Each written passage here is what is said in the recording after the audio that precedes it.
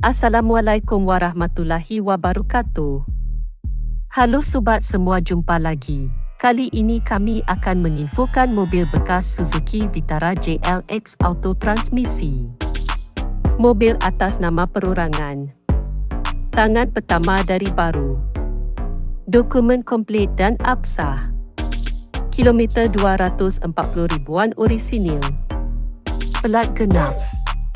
Bodi mulus full original. Ban tebal.